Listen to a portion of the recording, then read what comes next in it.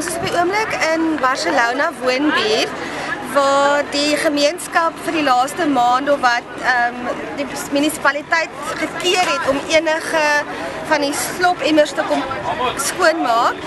So burgemeester Patricia de Lille het vanoggend in die woonbuurt inbeweeg. Die plan is om in te gaan en die kontrakteurs die nodige beskerming te gee om seker te maak dat ons die mense verligting bring. Dit is nou al vir weke wat dit so aangaan. Van die gemeenskapslede sê hulle moet 'n kilometer ver stap. Nou vir die mans is dit nie 'n probleem nie, maar vir die vroue en kinders om in die nag te stap is 'n groot probleem.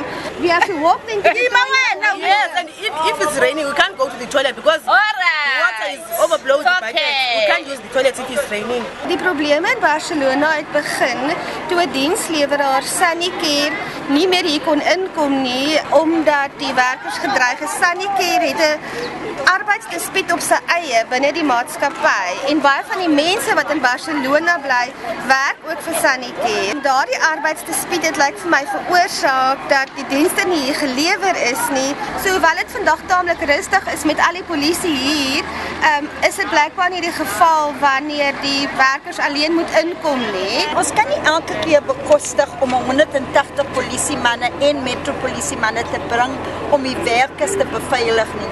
En daarom bekeer ons die help van die gemeenskap om ons te help om seker te maak dat die kontrakteurs kan inkom en die mense van die stad om elke derde dag hulle toilette te kom skoonmaak en dit te verwyder en skoon toilette neer te sit.